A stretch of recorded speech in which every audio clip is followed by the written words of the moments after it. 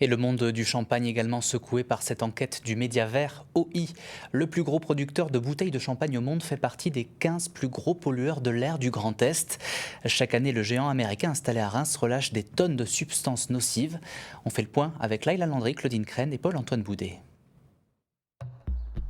Arsenic, gaz toxique, oxyde d'azote.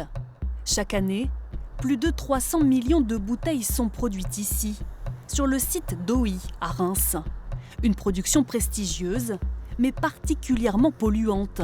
Certaines substances seraient susceptibles d'engendrer un risque sanitaire supérieur au seuil toléré en France, comme le révèle ce journaliste du Mediavert. Il y a deux substances qui sont rejetées en très grande quantité, qui sont considérées comme des toxiques, par exemple pour les voies respiratoires, mais qui ne sont pas cancérogènes ou toxiques pour la reproduction ou ce genre de choses. Donc c'est les oxydes d'azote. Les oxydes d'azote qui est en fait un gaz qui provoque des pics de pollution dans l'agglomération de Reims. Il y a également les dioxydes de soufre. Et puis ensuite, il y a différents métaux.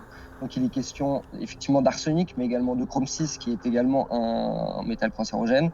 En 2023, le système de traitement des fumées d'OI cesse de fonctionner pendant près d'un mois. Conséquence, les composés nocifs s'échappent des cheminées sans aucune filtration.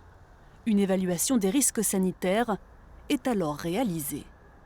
Ce qu'elle révèle, c'est qu'il y a un risque sanitaire qui est potentiellement pas acceptable vis-à-vis des rejets atmosphériques du site industriel.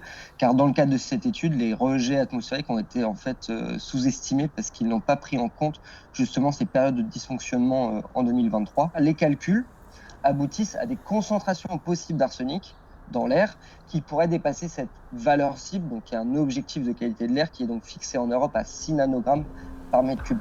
Un taux d'arsenic 28 fois supérieur à la moyenne relevée en contexte industriel en France. Les services de l'État ont demandé une étude approfondie des risques à OI.